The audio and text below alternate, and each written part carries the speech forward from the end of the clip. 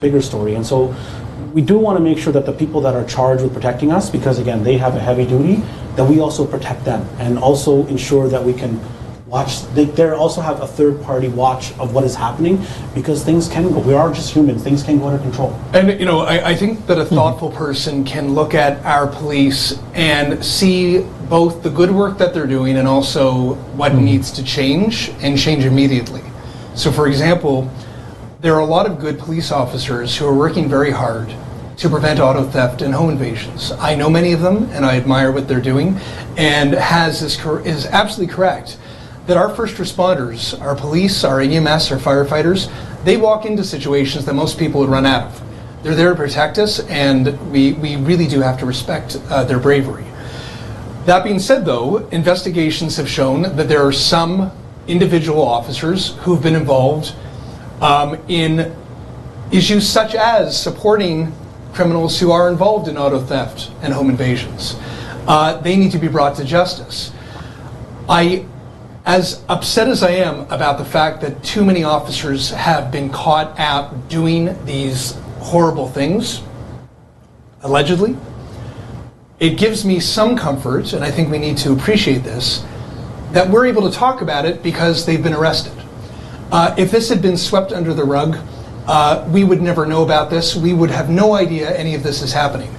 I know that some people have been questioning how the police chief in Toronto, Myron Demkew, has handled things, and I do want to give him some credit to the fact that these arrests have been happening, that he has been calling for inquiries, and that he has called for accountability.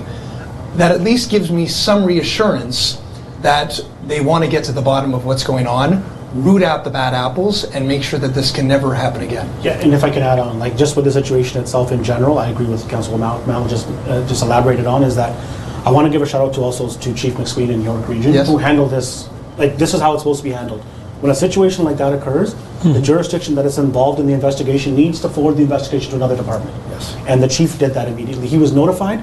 He removed all of his officers from the situation and let them do all of it. Let York Region take over the entire, to the point where Toronto police officers were being told to take interviews with York Region Police and not know the subject matter of the interview. That's a very big deal in police circles to do that, and I know there's a brotherhood and sisterhood that goes on, but I want to commend all the officers who did the right thing and the brave thing to ensure that our system, again, all we have is our systems. If our systems break down, then we have nothing. So we do have that there, and we have the independent review that's going to go on. This is going to be a large story. It's not going to finish till the end of the year, maybe even longer than that, but it's headed in the right direction now. And again, getting back to the topic, things like this, again, it's not the only point, but this exacerbates the whole extortion of cars and crap. Who's involved? Oh, cops are involved. When you hear this stuff, the average person feels helpless. What am I supposed to do about this? And I think that's what makes these issues even more critical during a campaign, like a municipal campaign coming up this year. Crime and safety 100% will be one of the top issues on that. I agree. And especially when the very people who we all rely on to keep us safe are some of the people who are now being arrested for doing things that make us feel less safe, it feels like a betrayal of trust. And I believe that certainly the chiefs of York Region, Toronto, and beyond recognize that there is some trust that needs to be re-earned. And that's why it's so critical that these investigations continue, that the arrests are made, and that just the truth come out. The best way to earn trust is demonstrating ownership over the problem, genuine accountability and transparency, and justice to prevail. And I think if that happens, they can re-earn the public's trust. But we will see where these investigations take us. Ultimately, while this is going on, the police cannot pause their work. And I'm talking about all the good cops out there. They cannot pause their work to keep every one of us safe, because I don't want anyone, whether you live in Brampton, Toronto, Mississauga, or Clarington, I don't care where you live, you should be able to go to bed every single night knowing that people aren't going to steal the things that you have in your driveway, and they're not going to invade your home. And until every one of us can go to bed feeling that way, there's work to be done. Since you mentioning this thing, if there was one thing that you would change at the municipal level to improve, the safety of the citizens, what will that be? Just one thing. So maybe I'll go first. Please. So I'll give this one, because of my experience in municipal politics, to Councillor Mallow, is that look, I know there's a long-standing request between all the municipalities, which is AMO, which represents all 444 cities, to the provincial government and to the federal government for that sake, is to let them have, again, it's the 1 cent argument, is letting municipal governments have a little bit more revenue that goes federally and provincially, because again, every region, like Toronto has its uniqueness. We're all alike, but Toronto is unique, Peel is unique, York is unique. Allowing them to have more resources and letting their police boards deal with those kind of issues, to let their officers have the resources they need. Like there may be drug trafficking in Peel, but there may be extortions in Toronto that are accelerated level. And I think allowing that money to come downstream and letting them, instead of making, again, I know that politicians love making announcements. They love it. I know you're not going to say anything, that's fine. But I know they want to make those single announcements, but if we allowed local jurisdictions a little bit more governance over what they're doing, I think sometimes the local council and its bodies are better able to deal with these problems. And they're not always, yes, there are situations that are blanketing the GTA, like, oh my God, it's all over all the place. But there are ones that are very specific that if we addressed head on, they can be dealt with. Like, I give you a simple one, Josh, like how we handle youth. Like, youth can be misled very easily. I watched the CBC where of all the black men gone, and the kidnapping that's happening going to Sault Ste. Marie, and then them being sort of trained in drug trafficking, and then how to get more kids in high school into it. I'm just stunned. Like, this is coming for us next. Like, our kids are being exposed to things that we never were. And it's just, where do we fix it? And to your point, when you ask, like, what is the one thing? One single point, yeah. The reality is, it's not just one tool, it's a toolbox. Yeah. So it's got everything to do with investing into our youth, making sure that rather than just arrest them after they pick up a gun, let's provide them opportunities so that they never choose to pick up a gun in the first place. If things are problematic at home or in their neighborhoods, rather than choose a life where they're getting involved with a gang, provide them opportunities for employment, education, trades, apprenticeship programs, youth spaces. There are ways to prevent crime before it happens in the first place. There's a lot of work that needs to be done on the preventative side, but yes, we also have unique problems in Toronto, just like Brampton and other cities do, where we need to focus our attention, whether it be on auto theft, home invasions, or TTC safety. So I agree with Haz that every city, every municipality should have the means, the financial means, perhaps, and I've advocated for this at council, a share of the existing HST, so that we don't have to always beg the feds or beg the province for funds to be able to do these basic things. But given that 80% of Canadians live in urban areas in Canada, shouldn't our local governments be equipped to actually get results, to make decisions and then be accountable for them? So if we had the means to do that, and if we had the ability to do everything that we need to do, I think that we could make a lot of progress. Right now, Canadian cities are effectively handcuffed when it comes to be able to do everything that they know they should be doing. So when you're talking about youth, Yes. that seems to be one of the effective strategies could be that, yes, you're right, that we take youth off the streets and either they are in jobs. So unemployment for youth is on the rise. Loneliness is on the rise. Yes. A report just came out, the Oxford University report came out, in which happiness index, if you just look at the overall across the age group, Canada 25th right now in 2026. So we were there at in the top 5, 10, then we moved to 15, then 20th, and now we're 25th happiest country in the world. We're consistently moving downwards. And if you account just for the youth, then I would say it'll be below 60 out of the 147 countries. That's where our youth stands. And one of the prime reasons they said is overuse of social media. Please. Yeah. Well, I've got a 13-year-old daughter, Right. and it is a constant struggle for my wife and I to manage her use of social media. We don't want her on that all the time. We don't want her influenced by a lot of the awful stuff that you see there. There's bullying, there's all sorts of political influencing, there's stuff on there that, like, you don't want your kids to be staring at the entire day. That all being said, kids are on social media, and you also don't want to isolate your kids from where the other kids are. Yeah. So we always try to find that balance between guarding her enough from the things that are negative influences while still allowing her to participate in a forum where kids play and socialize and sometimes even have healthy relationships.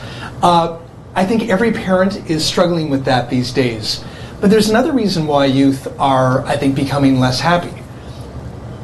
In our parents' generation, if you came to Canada or grew up in Canada, you were told that there would be more opportunities for you. You were told that an education would help you get a good job, buy a home, and have a future, and be able to retire and have a good life.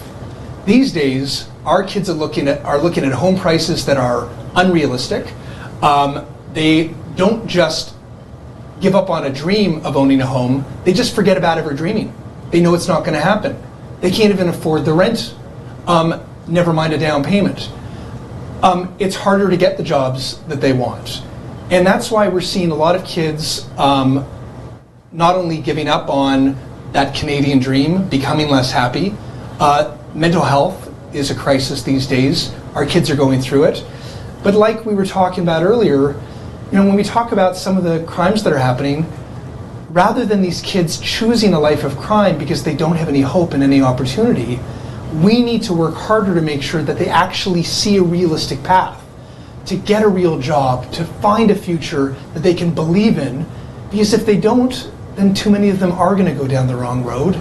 So we need to get in there early to make sure that we hold their hand and never let it go. So I want to add on to what Josh just said. Sure. I can probably give a good example of this. So on the local level, I'm a chair of my school, my high school, where I live. Our council is not as robust. So everyone who's listening, I know there's parents that send their kids to school, and I know you live busy lives and you don't always have time to attend the parent council meetings. I want to encourage everybody here, please attend the parent council meetings. Those are places, first of all, where social interaction occurs with other parents who care. But secondarily, if we work together, that's where we bring our local politicians and our school board together. And we determined that a lot of children after school were going out and they were just going around the neighborhood getting into trouble. Like, it was becoming a thing where a lot of parents were talking about it. We heard about it on council. The councillor heard about it, the elected official, that's like Josh here. I can actually take names. Gurpratag, Tour, and Harkirat Singh are my local councillors. Mm-hmm. And we went to them, and what we suggested, we actually created, the program suggestion was that we allow kids to play basketball after school. And all that needs to happen is a rental of the gym. Mm-hmm. So we facilitated with the councillors, a rental of the gym, someone paid for it. Someone actually even stepped up and gave the kids, brought food, like a local business in the area. And once we committed to the program, I think about 30 to 40 kids began showing up, all backgrounds, played basketball in a competitive environment. We had people watching them. It was adults watching them from the city of Brampton. And since that day, we've had less problems because they're doing something that this is how we were as kids. Yeah. It's not as easy. I know that a lot of parents listening to me, when we were kids, yes, we could go and do whatever we wanted on the street. Mm-hmm. Your parents didn't care until the lights went off. You had to go home to eat dinner. But I don't think parents there's enough trust out there anymore to allow your kids out there with all the things that we see happening and all the kind of things that social media, of all places, to scare parents. But we got to find ways to let our kids socially interact because they are growing up different than us. And then the second thing that I'll add to this conversation is, until we figure out what AI is doing to the world and how it's going to have the most significant impact of our generation, and our kids are going to feel the biggest impact of it.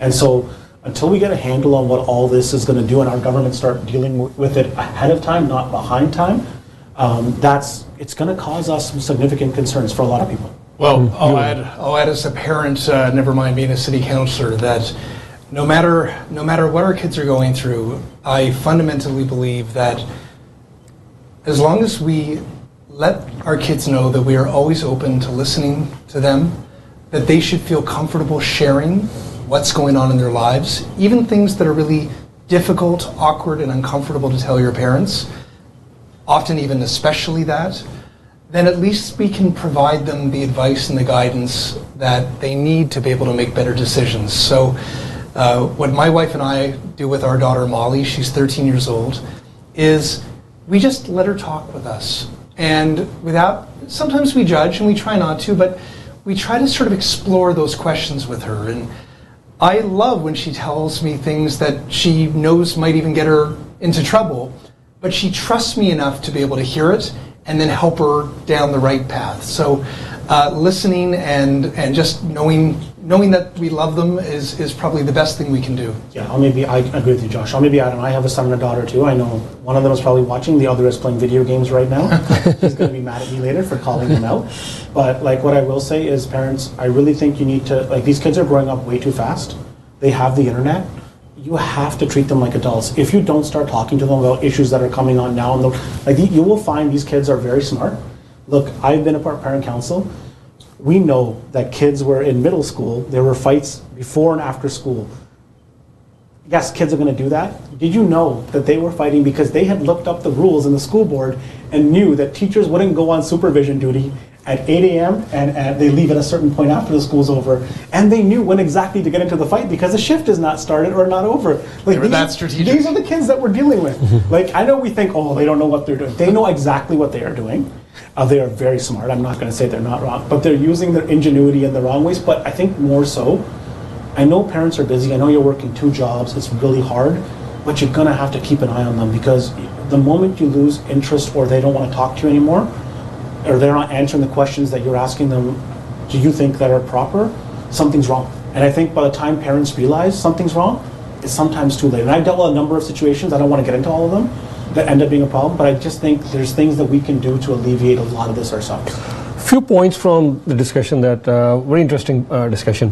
I've been talking about this for quite a few years now, that anybody under the age of 16, there should be a social media ban. Australia already did that. Then France started that. 2 states in India, they're not doing it at the national level. They've already banned TikTok. TikTok is banned in India, complete ban. But anybody under the age of 16, there are many jurisdictions, many countries, they're talking about this. It should be a complete ban, and I don't think so anything is coming back in Australia. So what do you think about that, Josh? We've had a lot of discussions about this at home. Molly has some very strong opinions too.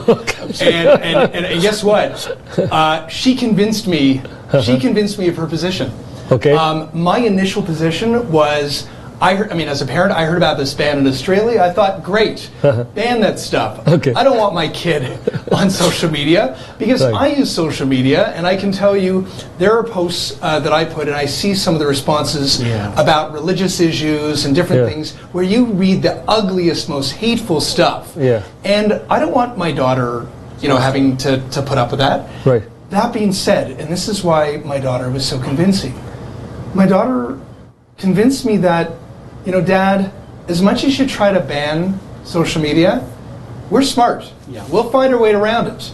And if it's not that platform, we're going to find another platform. You take us off Facebook, we'll be on X. Off X, we'll be on TikTok. TikTok, we'll be somewhere else. We'll be somewhere that you haven't even thought of. We know this world better than you adults. So, in fact, when you try to ban something, it actually becomes more exciting for us. Hasn't that always been the way with kids? So I think rather than try to ban something out of existence that we know is here to stay, whether we like it or not, pragmatically, dispassionately and pragmatically, why don't we try to manage it and regulate it in a way that makes it safer? We should be demanding far more regulations from the tech giants to ensure that our kids are safe. And that's why, like we were discussing earlier, safety when it comes to family and community and our kids is, yes, it's a family responsibility, but it's also a collective responsibility. Actually, it's both together. In other words, we need to be there for our kids and love them well and support them, but we also need mental health supports and government supports to make sure that our kids have access to opportunities to make sure that they're well. And it's the same thing with security. We have a responsibility to protect our family and our friends and our neighbors and our communities, but we also have police for a reason and other services to support our communities together. Tech should be no different. We should be making decisions at home. Every parent has a right to make a decision about what they want their kids to do and what platforms they should have access to. I have a right to look at what my daughter is doing. By the way, sorry, Molly, but it's true. she disagrees with that sometimes. Yeah. But because my job is to keep her safe and and because she's not always going to make the best decisions, that's what parents are there for. That being said, though, I do believe that we as communities, through our governments, have the right to demand that these tech giants set regulations to keep our kids safe from hate, from abuse, from bullying, from mis and disinformation. And I could go on, because it's not just about our kids. There's also an impact on our democracy, on elections. The way that mis and disinformation affects all of us can turn out to be incredibly ugly and destructive in our society. Yeah, if I can add. So look, I agree with what Councillor Matlow just said. I'm going to nuance the position a little bit. I agree. If we do try to outright ban it, which I think a lot of people on this program would probably support, it may not work, because like even if we talk about we talk about messenger apps, like we have WhatsApp, we have Telegram, we have Signal. These kids find a different app to talk to each other on. Even the school boards can't keep up with the technology. But what I would say, and this goes back to the situation that actually occurred in, I want to say, the shooting that was in Winnipeg. I don't know what you're referring to. The shooter that in the West that went into the school, the mental health issues. Oh, British Columbia. British Columbia. I'm sorry, it just escaped my mind. Yeah. In British Columbia, and look what happened there, right? What I want to add as a nuance, we shouldn't demand the technology companies come in. They should come in. OpenAI put that out. They came right into the government of Alberta. Sorry, government of BC. They went right to talk to the police. But I think the onus, they know what is happening on their they knew so much so on their platform that person was flagged. If they knew that months prior, what's to stop them from putting in some sort of situation? Because if you want to operate in these countries, you want to operate in Canada, you want to operate in Mexico, you want to operate in the UK, there's teams that are there. I know there's some teams even on TikTok that are here, and they take this stuff very seriously. They have teams set up to ensure the safety. Like, if we're not protecting our kids online from this stuff, then what are we doing? Like, why are we paying subscription fees?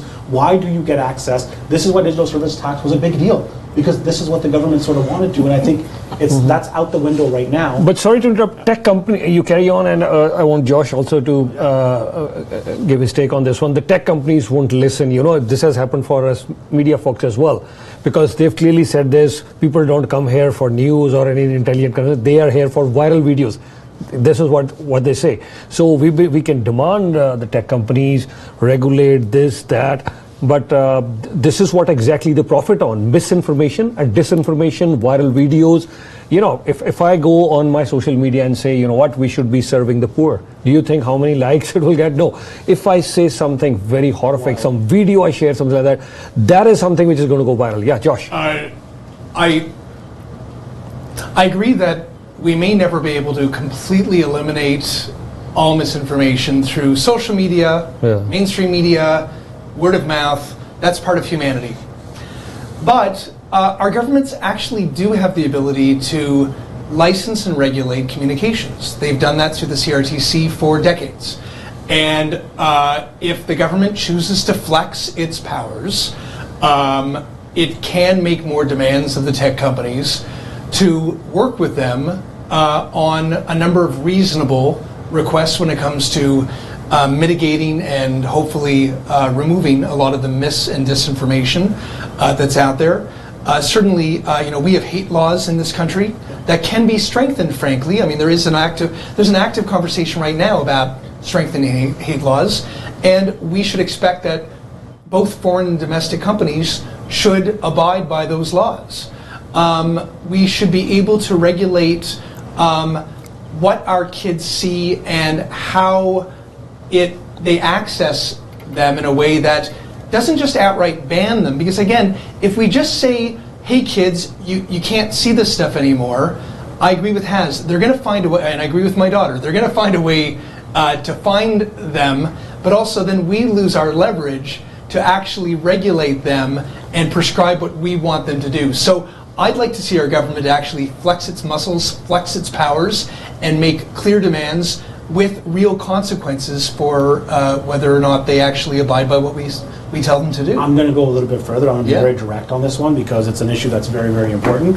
Is that I'm going to say, I know the Minister of AI, I heard his interview on CBC and Power and Politics about sort of his involvement with the OpenAI president and CEO.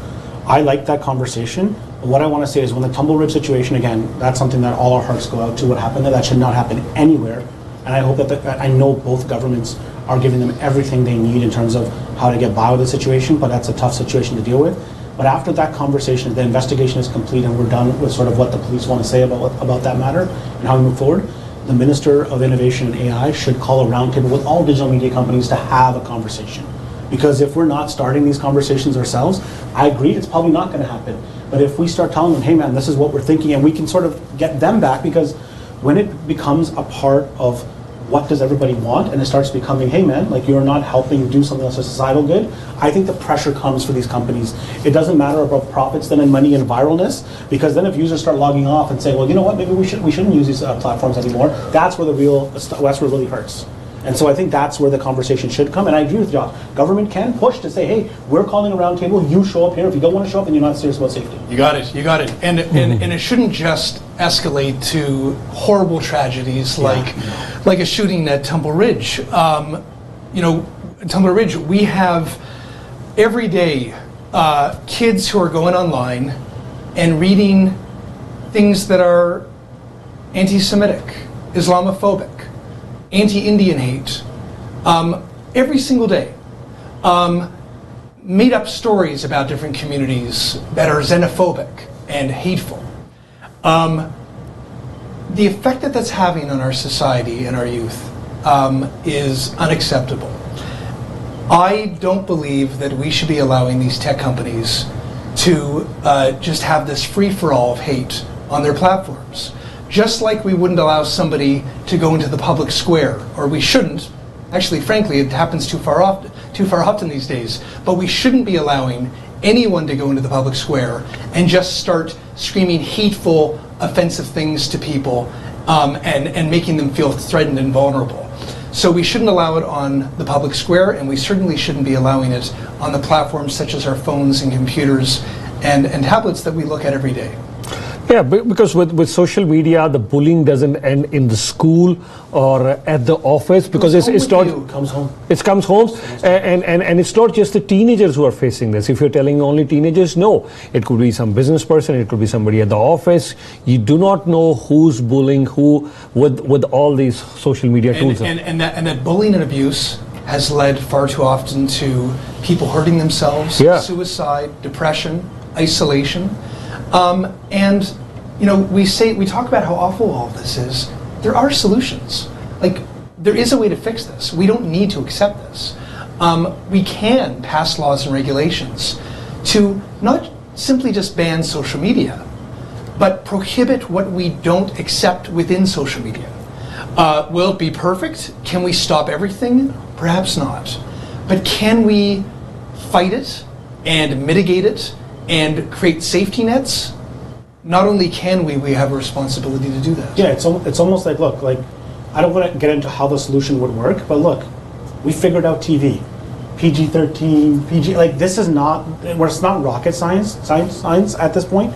You need to, government and technology companies can figure this out. They just got to sit down and figure this out, because we're going to come to a point, again, Tumble Ridge is only the beginning, and again, Canada is very rare to see that. I know that in the States, this stuff happens far more often. But again, that's not something that is acceptable here, and we will not accept it, and it should not continue. And I think our governments, all of them, should be doing everything possible to decrease this situation from happening, and also putting the pressure on to let them know. Because if you think the public doesn't have support for this, I will tell you the public does support it. If the public sees the government taking proactive steps to do this, I think even the media would suggest, with the disinformation information they brought up, that younger people being susceptible to disinformation early, like we're older adults, we can tell what's, not all the time, but we can tell what's fake news. A kid can't tell what's true or fake until they're at least 18. They haven't gone through life enough to something more. Well, you said something that may be the first thing that I respectfully disagree with. Okay, go ahead. That not every adult can tell the difference between fake news, and and I'm sure you agree with that. I agree. Like sadly, and we see this all the time. And you should see my inbox at my office. People will look at facts and not always debate their perspective based on common facts. People have completely separate versions of what those facts are. And they go on social media, and the algorithms are set to support what's called your own confirmation bias. You are in a little bubble of your own. So if you have a certain view on the world, whether it be geopolitical issues, wars, bike lanes versus cars, whatever it is, you will keep being fed information to say you're right, and then give you videos and statements and all sorts of information to feed you information to tell you that that you're in a world that all agrees with you. Well, the people who disagree with you are in their own bubble, going through the very same experience, and that's why far too many people these days, rather than having a respectful civil discussion and have reasonable disagreements, just think that the other side is either out to lunch or just monstrous in some cases. People see each other as enemies rather than just other human beings with different perspectives. Our kids are being thrown all that stuff as well. And that's why, when it comes to our kids' safety, this is actually something that I agree all of us should be able to be able to agree on. We may have different perspectives on what's going on in other countries in the world. Yeah. We may have disagreements about what to do with our roads or what services are important. There's lots of different culture war issues that everybody gets into. But we all, I go to places of worship of every faith you can imagine. I visit neighborhoods throughout the region. I talk with people of every culture and background, people who grew up here and people who just arrived here. Everybody shares some basic values. We want our kids to be safe. We want our parents to be healthy. We want our communities to be well. We want to have good jobs, a roof over our heads. These are things that we all care about. So why don't we work together to make sure that if the reality is that AI is coming, it's here, that we do live in a digital world, that social media does exist whether we like it or not, and that is just the reality of today. Why don't we fight together, not fight each other, to make sure that it's as safe as possible? Will it be perfect? Of course not, nothing is. But can we make it a lot better for our kids? Yeah, and that's worth the fight. But, okay, from real to social media, let's go on the street, and I think you just set the tone for my next question. We've seen when we're talking about future of GTA, we have people from both sides of the fences in Greater Toronto area, in Canada as well. So when there is any issue, say for example right now we're seeing some sort of turmoil in the Middle East. Yeah. Here is a group of protesters on the street supporting one issue. There are another group of issues they're opposing. And sometimes the protests are on the same day, sometimes at a very close by location. So all this is going on. One of the things that I've thought and I've discussed with many leaders as well, why don't we have dedicated zones that this is a zone, you can come, book your place, do your protest over here. We would provide you ambulance, water, everything. The media knows where to go. The common person, the citizens can do their own thing, and that way they're not disturbing the common citizens over there. And then one group at a time. Today, okay, it's a pro-Israel rally, fine, you do that. Next day it's an anti-Israel rally, you do that. Today it's pro-Palestine, next day it's anti. So whatever it is. So we make sure that these are the people who are responsible. We've seen that in Montreal. I've seen that many times during the G20 summits over here as well. Protesters coming, then there's a lot of other things happening. So why don't we basically have dedicated places?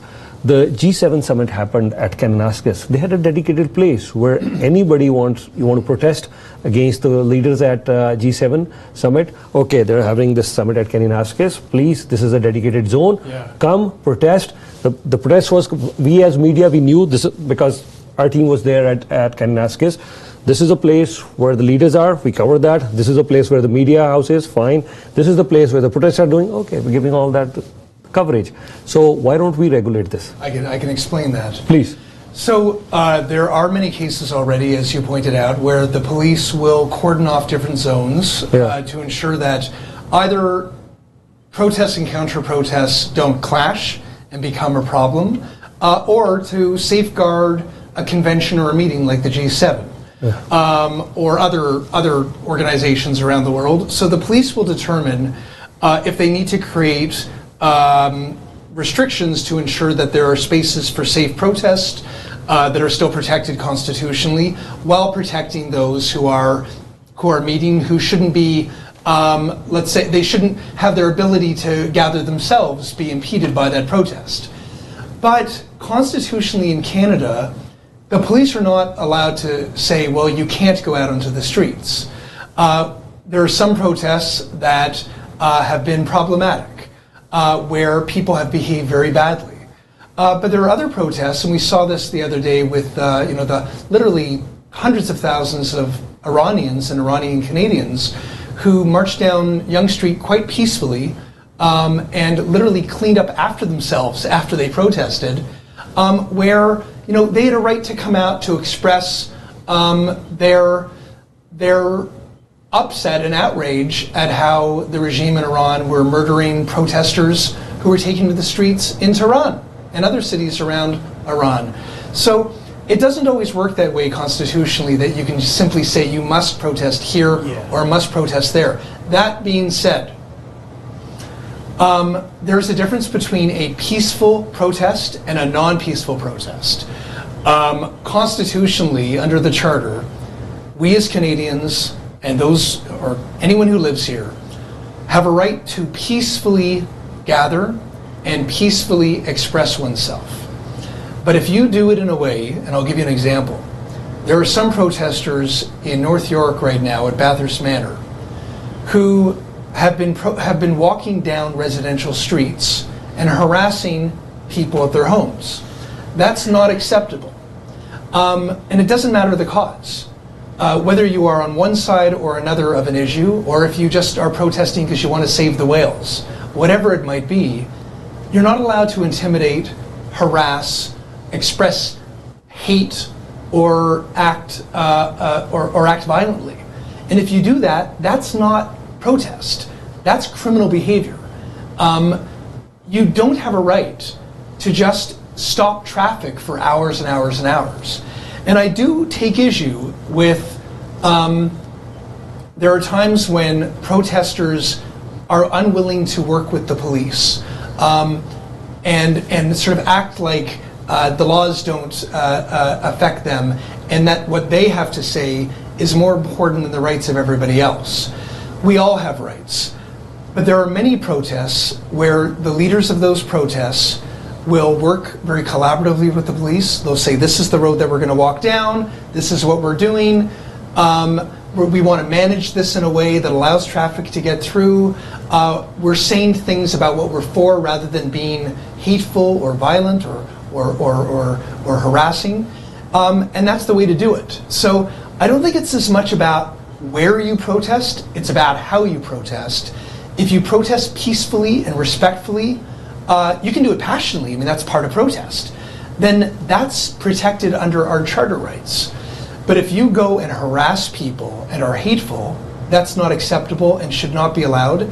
And I would expect that the police would effectively enforce all the laws of the land, whether it be about harassment, intimidation, hate, or violence. Yeah, the only thing I'm going to add on, and I agree with sort of what Josh has to say about this, is what I would add is that it is not acceptable, I don't care who you are, and I don't care what side you're on, to go to the house of any political person of any party and harass their family, mess up their property, and just obstrude them. That is a form of behavior that is not acceptable.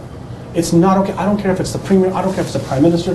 The stuff that I saw about what people were doing to the former prime minister when he was in a restaurant, unbelievable. If you think it's okay to get up and completely cuss somebody out while recording it, you're recording yourself in a criminal act. And if you're that smart, then you deserve what you get. And going back to what the question that you raised, Jadveer, is look, you can try everything you want in terms of trying to define what a protest is. And so I agree, the Charter of Rights of Freedom is going to kick in. Every civic advocacy group is going to fight the government on it. And the issue does become is who's legitimately doing protests and how. Like, look, we have many. The call today is not a protest, but that's an organized event that occurs where they clean up after themselves when they're done, and they make political speeches at Nathan Phillips Square. There are other protests that do work with the police and understand what they're doing, but then there's protests like we just saw last week, where people decided to drive by and shoot at the U.S. Embassy. Like, that's not okay.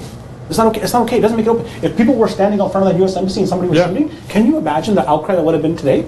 That's the thing. This is the thing. But that was my point about it. It doesn't matter about the cause. Like, again, it can be save the whales. It's not about sort of the Middle East or any specific issue. In fact, even if I agree with you on your cause, I still don't want you to shoot at anybody. Yeah. I don't want you to harass anybody. You are actually undermining your own cause when you behave in that way. We live in a civil society, and I would even go this far. Haz is well aware that I challenged Doug Ford on a number of issues. He and I have some significant disagreements, and I will call him out any day of the week when I disagree with something he's doing on policy. But if anyone goes to his home and is going after him and his family at home, I would stand beside him any day of the week to protect him and defend him. Because that's not how a civil society works. We don't harass and intimidate each other. We debate each other. We challenge each other. Yes, passionately. Yes, with conviction. But ultimately, the goal should be resolution rather than hurting each other. Yeah. If you can't express yourself, if you can't express yourself in a reasonable manner, physical force is not an option. That's right. Like, this is not grade school. You don't get to beat people up just because you think you're right. If that's what you're doing, I'm telling you now, just like in the real world, the other half is being turned off. Even your supporters will turn off of you and be like, that guy's crazy. So, like, I just think there's limits to this stuff. Either you're making a great suggestion, there's nothing wrong with that, but just the amount of legal hurdles and loopholes that would have to cross and all the groups that would have to raise issue with that item itself and just how it's done. Again, I agree. The limits that we're setting on, like, places of worship, they should not be places where we're going to start protesting them and fighting. Doesn't matter which religion it is. That's just not the way to go. We saw the stuff that happened in Brampton a year and a half ago. Not cool. I don't care which place of worship it is. It's not cool. There should not be. People are going to worship. And again, I will say it. Look, if the bigger issue that's at play is there's foreign interference going on, and if other countries are breaking their code that they signed on to be emissaries in this country, then they should be questioned by the RCMP and by federal authorities about what they're doing. Because again, our public is very smart. They know what's happening. They know people are going to places of worship, and then there's consulates that show up there and are trying to bully people and do whatever they're trying to do. Our media's been on that as well. I know a lot of our media has. It's just things that, these are the rules that we have, and if we can't rely on our law enforcement and or our government to handle them, we don't need to take, if you take it into your own hands, you are taking into your hands a real big problem. Like, you could be the one wearing the handcuffs when it's done and not the other way around. So what you wanted to say and what you wanted to do, the message you wanted to get out is not getting out. And I just want to remind all of us, because I see it all the time. I'm invited into temples and gurdwaras and mosques and synagogues and churches, different cultural events throughout the region all the time. I love it. It's favorite part of my job, that I get to be exposed to different ways of living, different ways of celebrating, and different ways of caring about each other. And the food and the music, and I just love it. It's so much fun. But ultimately, no matter who you are, and no matter if you care about the people in Palestine or Israel or India or Pakistan or whoever you are, no matter where you're from, I find that we have differences that we can learn from and we need to understand, and we definitely have very strong differences of opinion. But ultimately, we all just want the snow to get cleared better, and we want the Blue Jays to win, and we kind of want the Leafs to win, even though we kind of know they're probably not going to win, unfortunately, and because they just never do. And we want our governments to actually work, and we want them to spend our tax dollars responsibly. And as I said earlier, we want our kids to be safe and well. We want our parents to be well. And every culture and every person here feels the same way. So I think it's so important to reflect sometimes, especially when we're feeling energized and emotional about the issues that we care about, that the person who we're debating equally feels passionate, but they also have a family.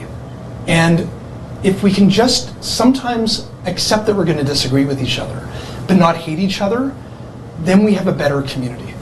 Yeah, I think in an ideal world, I would agree to what you're saying. But being a journalist last 25 years, yes. There was a rare occasion we saw the blockage of the Gardner Express was blocked in a protest. Yes. But very few incidents that we would get to cover. Now, if I look back in just the last 12 months itself, I can show you so many incidences where we've had so many issues. precisely that was the reason. Now we are bringing in laws that is again contrary to what you were saying. Oh, you cannot protest outside a religious place. Okay, fine. You cannot protest outside a school. Okay. You cannot protest outside a hospital. So you cannot protest outside a hospital, school, this area. Why bring in all these areas? Tell them that yes, because these people who are protesting, 99.9%, I would agree with you, peaceful protesters, they're just exercising, sure. You know, and I've always said this, that right to protest is a fundamental right of any democracy. I'm a very strong supporter of freedom of speech. Agreed, fine. But 0.1% go till the extent, while they're protesting, they would say, oh, this particular religion, we will harass the businesses. Oh, we can even go till the extent of shooting girls' school. Those girls don't even know what that issue is all about. We'll go to the extent of shooting at a US consulate. Yeah. Look at these. I mean, where does this end? And every single politician that I know, from former Prime Minister to Doug Ford to John Tory, you're talking, they've seen some horrific protest. Please. No, and that was the point that I was making before, that you have an absolute right to protest. And yeah. Frankly, I think, for example, let's say hypothetically, a white supremacist took over the government. All of us would want to go and protest and challenge what they're doing. Or a totalitarian, or somebody who wanted to turn our province or our city into an autocracy. Right. That's why we allow for protest. We celebrate protest because that is freedom of expression. And we need to be able to do that together. That being said, though, you don't get to shoot at people. You don't get to harass people. You don't get to go in front of, our Jewish community has been experiencing this recently, where Jewish-owned businesses have been harassed. People on their own streets have been intimidated and harassed. If you want to take up your concern about Israel, there's many places to do that, including the Israeli consulate, but not at a Jewish person's home. Yeah, you don't do that. That's not acceptable. Just like there was a mosque just last weekend where a 13-year-old boy was assaulted after prayers. My daughter is 13. How dare you go and assault a kid because you're hateful? Like, that's not acceptable. So there's ways to express yourself, but no, you don't get to assault people, you don't get to be hateful, and you don't get to threaten and harass, and you certainly don't get to shoot at people and be violent.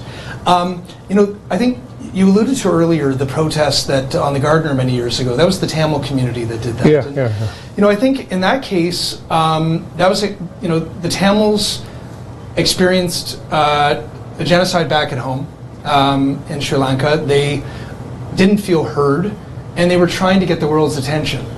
And I think they were feeling desperate. And I think some of us, when we're having conversations and not feeling heard, sometimes people raise their voices because they're desperately trying to get heard. I think that's what happened. They were trying to get the world's attention on their plight and what was happening to them. This is one of the oldest cultures in the world, speaking one of the oldest languages in the world, and many of them came to Canada hoping that our government wouldn't call them terrorists, but actually would call them what they really were, which were victims of genocide themselves. And I recognize and empathize why they did what they did, but I think as a society we can have a conversation about how do we do that in a way that also doesn't adversely impact each other. Because they do recognize that when traffic is blocked, that also means that if you're late to pick up your kid from school, or you're going to be late for work, that impacts you. So how do we do this in a way, and I don't think we've figured it out perfectly, but I think we need to have a conversation about how do we protect our charter rights, our constitutional rights to peaceful freedom of expression and assembly, while not hurting each other while we do it. And I think the federal government's trying to have a discussion with that bill. Yes, yeah. And we know both parties are going at it. There's politics to it, but the genuine issue is how does this work? And I think we're letting them figure that out, which I think, the discussion is being had. Yeah, maybe we'll have a discussion on this one. We're running out of time. Last two points here. We are almost running out of time. Yeah, we will carry on this part, the future of GTA. I don't think so. We can cover it in just one episode. So there's so much to discuss. As I said at the start of the show, we are going to have a series of discussion in different episodes. To your earlier point, Has, that you mentioned, you set up a basketball group and you brought the youth out of the streets, and then maybe you saw some sort of reduction in crime. I completely support that, and I think we have almost 6 World Cups this year, and all those sports are played right here in GTA. To start with, Soccer World Cup. 12th June, that's the game for Canada. We start at 3 p.m. Toronto, New York time. So Canada has qualified as we speak. Italy is trying to qualify. We might have to face Italy, I don't know. But anyways, Canada has qualified. We have a Soccer World Cup right here in Canada, in GTA, in Toronto. Other than that, we have one Cricket World Cup already. There's another Cricket World Cup. We have had Winter Olympics there this year. We'll be having Asian Games. We also have the Field Hockey World Cup happening this year, 2 Field Hockey World Cups happening this year. So lots of action from Winter Olympics to soccer to cricket to field hockey. And all these sports are played here in GTA. I want you as a councillor, as a leader, I want to know what our cities are doing. I don't see that thing being really talked about. We have a Soccer World Cup, we have Winter Games, there's so many things happening, not much of a discussion. How do we get our youth to rally behind these sports, start playing these sports, and get them off the streets? So one of the big challenges for Toronto initially was to figure out how on earth to pay for these games. Yes. So I think a lot of the discussion and the focus was really about how do you actually manage that, given the agreement that Toronto signed with FIFA. It's going to cost Toronto alone roughly $178, $180 million. And those decisions mean that there's less money for other things, so they've got to figure it out, and I've been pushing for that. There's a lot of work on even the basic functionality of our city. I've been pushing to get a transit and traffic plan out to make sure that people who live in Toronto and our region, while the games are going on, can still function and still get to work and still get to school and back home, along with making sure that visitors can get to the games and enjoy our city. We also need to make sure that while different communities are gathering at bars and restaurants and homes, that people can get around, not just around Exhibition Place and Fort York, where the games are really going to be hubbed, but also people getting around where celebrations and gatherings are going to happen. So I think a lot of the attention, admittedly, has been about not just hosting it, but how to host it well and successfully. I predict that over the next few weeks, you're going to start seeing the buzz begin, the excitement begin. Because while we've got to deal with the finances and the traffic and all the problems, yes, I never want Toronto to ever sign up for anything again before knowing how to do it well. That's a different debate for a different day. But given that we're going to be hosting them, let's make them the best they've ever been. I want every community that's cheering for a team that might be from a country they love and once called home, to feel proud that they're seeing that country perhaps even play right here in the city that they chose to call home, or the region that they chose to call home. I want this to be the most successful games in the series. So I imagine that over the next coming weeks, and certainly over the next 2-3 months, I think that there's going to be a lot of energy generated because this is going to be a big deal for our city, and it will put Toronto on the map. Okay, so I'm glad to hear you say that. So he's done the sort of public part about it. I'm more of a sports fan, so I'm going to go straight on at it to tell you, you need to cheer for Team Canada. I don't care which team comes. I don't care if Team India comes. I don't care if Team Italy comes. I don't care even if the UK come here. Like, no, people, you have to cheer for Team Canada. Can you imagine that we are in the World Cup? We are literally playing in the World Cup, and we have one of the youngest teams. They are very good. I've been watching them for the last 3 years now. They made me so proud watching the last World Cup. You have some of the greatest players that are in the world right now playing on your team. You need to watch them. Tejan Buchanan, Richie Larea, Alphonso Davies, Eustachio. Like, these guys are amazing. Okay, so you need to cheer for them. But what I will say is the amount of excitement. Like, please take your kids. Make sure you experience this, because I don't think this is ever going to happen again.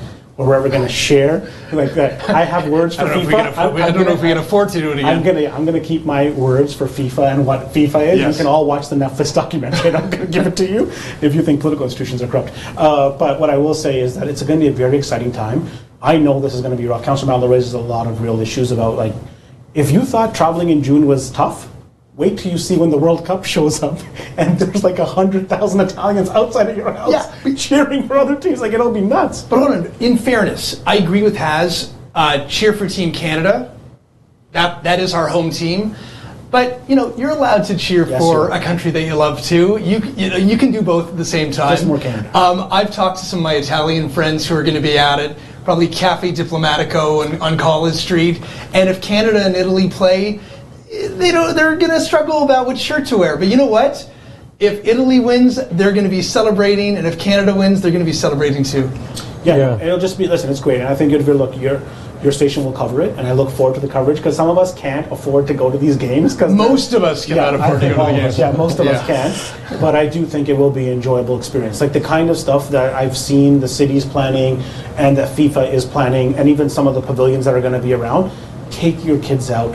Check it out. It doesn't matter if it's not your home country. Just go check it out. Soccer people in North America are not like Europeans. They will not beat you up. But you will enjoy it. You will totally enjoy it. And it's a once-in-a-lifetime thing. Don't miss it. And I think it'll be a lot of fun. Yes, I think we're going to have lots of problems. But that's what comes when you have the greatest sport in the world in your country for a few weeks. And so I think that's something we'll have to learn to do. Yeah. I want to touch one more thing, of course, in the interest of, but just for viewers, but I'd like to tell you, this is the first time, you'll have 48 teams instead of 32. So enjoy. And yeah, you could be living in Italy, but of course you could support Brazil and so many there are other teams. And I still remember 2006 when Italy won the World Cup, all Highway 7 right until Woodridge. They're all celebrating, and I enjoyed that. India doesn't qualify for the World Cup. They cannot qualify technically for the Euro Cup. I watched Copa America, amazing stadiums in US. When are we going to get those sort of stadiums, those sort of infrastructure? You go to Australia, you go to India, you go to China, US, Europe, Brazil, or Argentina, amazing stadiums, whether there's field hockey, soccer, cricket, footy, but here we are, fine. When was the last time we built a new stadium? Josh? Not only is it a big one, it's a big expense, and that's always been the challenge, right? Yeah. But I'll tell you, and by the way, I've got a large Brazilian community in the area that I serve as well, so I'll be cheering them on as well. Okay. I got all t-shirts on Josh. Yeah. And but that's what I love about our city and our region, right? Yes. We can celebrate and cheer for so many different countries because we love our diversity. That's part of what we love about where we live. But I've seen, for example, over the years, I'd say about 15 years ago, you'd be hard-pressed to find anywhere to play cricket in Toronto. Now, more and more parks, you can play cricket, including right in the heart of Midtown Toronto at Cedarville Park. It's expanding. There are more and more opportunities where we are recognizing as communities that we're not just a hockey, baseball, football country anymore. There are many, people love cricket, people love soccer, people love other sports too. Even pickleball's made a big splurge, right? So I think we're adapting to that incrementally, maybe too slow for many liking, but I could see over the next several years, more and more opportunities, more places to play different sports, including soccer and cricket. And because they are growing communities that love these sports, and I'm going to let you in on a little secret. It's not, if you just think that it's people from South Asia and a few other places that like cricket, that's not true anymore. There are more and more people, even Caucasian Canadians who grew up here, who are checking it out going, that's a pretty cool sport. I want to be part of that. I have friends who are involved too. So I see it expanding, and then maybe eventually, once we've got a critical mass, you're going to see stadiums go up. Yeah, cricket was the national game of Canada earlier. The oldest ODI game that happened for cricket was between Canada and US. Yeah. We've had two places where international cricket was played up until 10-15 years ago. King City, in 2008, we had more cricket than Pakistan here at King City. Not anymore. We had cricket in your ward. There was a beautiful stadium, Sahara Cup, India and Pakistan used to play in mid-90s up until 98, 99. And, you know, we used to watch everywhere across the globe, India versus Pakistan, Australia, New Zealand. They used to all watch right here in Toronto. Yes. So that is how strong international cricket was. So what I'm saying is, whether it's Saudi Arabia, UAE, they, you know, beautiful stadium in Amsterdam, Netherlands doesn't have. And by the way, Italy not only qualified for the Cricket World Cup, they won matches this time, Italy. May I give an example of even, Sure. like, even incremental ways that we're expanding spaces to play different sports? There's a park in Midtown Toronto where there's historically been a tennis club. I'd say that many of the people who play there are white folks from the area. There's a growing South Asian community in the neighborhood as well, in the Davisville community. And many of the South Asians love playing volleyball. Yeah. So these guys came over and set up a net and started playing volleyball, but they didn't have permission. They didn't have like a permit to do that. So some of the tennis players called the city and complained and said, "Get those guys out of here." I took their complaints. Maybe it was about what they were doing. Maybe it's about more than that.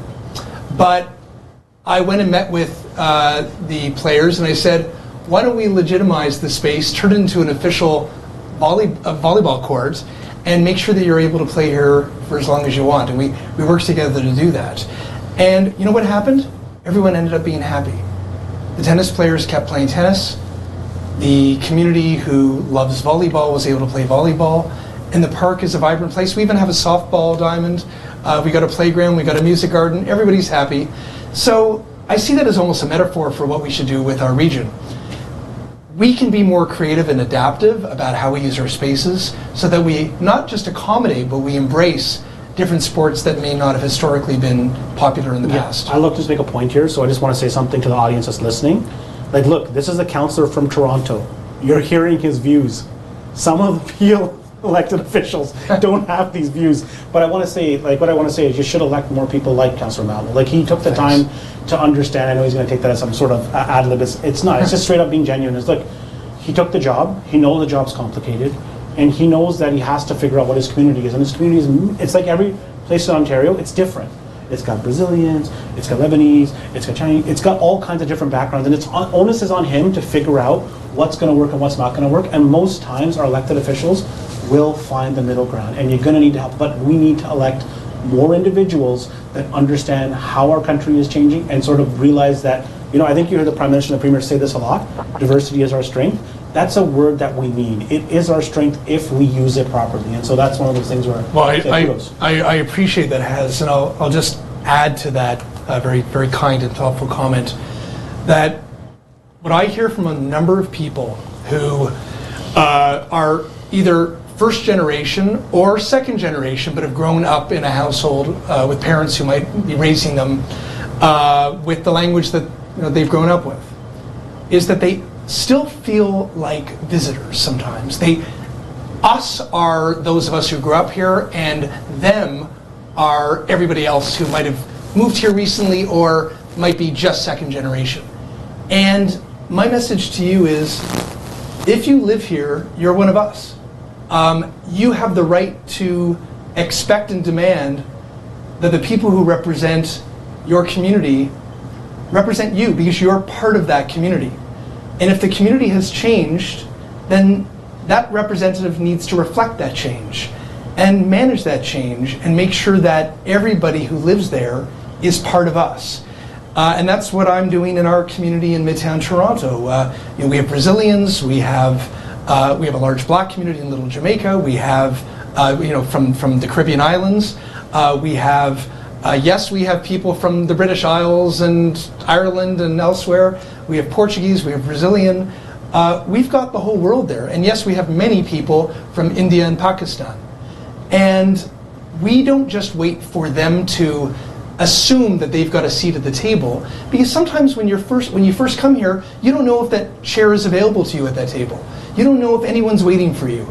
So we go to them and we say, we want to host an event to celebrate your events, your celebrations, your New Year's celebrations, whatever we can do to make you feel part of us because you are part of us. And if your representative isn't doing that, then they probably aren't representing you very well. Yeah, and the only way you get these representatives is if you, in October, go and vote in the municipal election. Yes. I do not want to see 30% vote, because then I hear people complain for 4 years that they didn't get what they wanted. But when I ask them if they voted, they look at me like, voting what? You need to vote. If you want to have representatives like this that actually do their job, you need to go and vote. That's just an ad lib, for it doesn't matter where it is. No matter your party, no just matter go vote. your, Just go. I've always been saying that on this show. I'm going to continue to say that. Yeah. You just got. I don't care if you're blue, red, white, yellow. It doesn't matter which party you're going to vote for. Just go and, because you can't say what you're going to say after or raise any concerns if you don't do the fundamental right that this country provides you. The one thing they ask you when you land here is to, when you're a citizen, exercise your democratic right. This doesn't cost you anything. It doesn't even, it can be free. Some countries, some places will drive you to the polling station. The campaigns will drive you there to just vote. And so we need to do that. We need to do our part, because if we're not fulfilling our obligation to what we promised this country, then how can we expect it to fulfill our obligations? I think that's the two-way street. And I know we're getting on the end here, so I wanted to make sure I add that in before we ended. By the way, when a candidate does come to your door, it doesn't matter what party or what they represent, I'm just going to give you a little tip from experience. I am so sick of politicians, no matter their ideology or political views, who just make big promises to make you feel like they're going to do something and have no idea really how they're going to deliver. So I advise people that if a politician comes to your door and says, I'm going to do something to make you like me, ask them how they're going to do it. Actually challenge them to articulate how they're going to deliver it. And then you make your own judgment about whether or not you trust them to do the job that you're sending them to go and do. Yeah, thank you so much. We just have hardly 60 seconds left. So a quick question for you. Why didn't you run for mayor again this time? Yeah. That's a very fair question. Yeah. So I ran for mayor in the very surprising by-election that was held in 2023 when John Tory resigned. And I ran because I do believe that we can have a city that works, a city that is safe, that's healthy, that supports each other, and actually delivers the services that people pay taxes for in a way that people can still afford to be there. I've never been satisfied with how the city's been run, and I believe that we can do better, and I want to be part of that change. That being said, though, when we discuss what politicians are going to do next, we got to remember they are family people, they have personal lives, they've got to make decisions that are good for their wife, their kids. And what my daughter and my wife and I decided is that this is not the year that I should run again. But I can tell you that it doesn't mean that I'm closing the door to running again. So stay tuned. But it's not about what you want to do. It's also about knowing when the right time is to do it. Yeah. I have nothing. I have no political ambition at this point. I just want to. That answer was very interesting. So thank you. Yeah. And before I let you go, so I know that for sure. But what are you doing this time, just for the viewers' benefit? Please explain. In this year's elections that are happening in October 2026. So after every 4 years. So we had in October 2022. So once again, right across Ontario, we will be going to municipal elections, and that's precisely the reason. Of course, we'll talk about other municipalities as well. But the future of GTA will carry on this series till elections and after the elections as well, because I strongly believe in the future of GTA, future of Canada. I think this is the most beautiful country in the world, and we want to bring it back up there in the happiness index. Go ahead. Well, I completely agree with you, and that's why while I continue to focus on serving the residents who are my neighbors, where I live in Toronto, St. Paul's. This is where we're raising our daughter. This is our home. I'm also going to be working to support candidates throughout Toronto and beyond, who I believe are good representatives, because like we discussed at the beginning of this conversation, it's one thing to represent your own community, but you also need to know that you've got colleagues who have the same view. That I kind of put politicians into two buckets. There are some people who fight for the issues, and that's why they want to get elected. And there are some people who simply use the issues to get elected because they want to get elected. I prefer to support people who are there for the right reasons. And you can have different views. You can be a little more left-leaning, right-leaning, centrist. that's not as important to me as somebody who is evidence-based, who's honest, who actually wants to arrive at solutions, who's willing to work with other people to do the best thing for our communities, to get results, to make our cities work. And because we've got a lot of problems that we need to solve.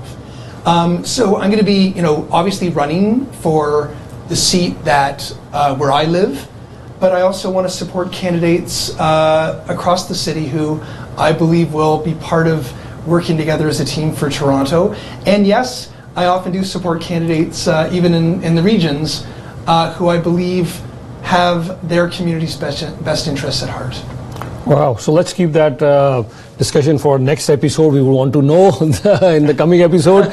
You already said it. That Josh is not only going to focus on his own ward, but in other candidates in the city of Toronto, plus beyond Toronto as well. We will definitely talk about that. We have lots of discussion left for our coming episodes, the future of GTA, but we'll also talk about the future of province, future of Canada as well, the Liberal leadership. There are going to be by-elections, so much to talk about. We'll carry on this discussion. But once again, Has, thank you so much for joining us today. Pleasure. Thank you, Player. And always a pleasure meeting you, sir. Thank you. Pleasure. Wishing you all the best. Thanks for your time. We wish you all the best. Next time. Thank you. Sure. I enjoyed this discussion. Thank you so much. And I hope you enjoyed too. That's all the time that we have today. Stay tuned with Ymedia. Stay tuned with Channel Y. And stay tuned with Radio Y 105.9 FM. Thank you.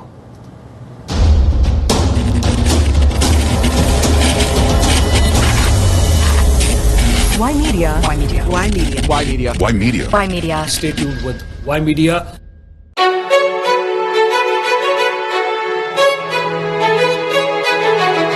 Ymedia is a media company.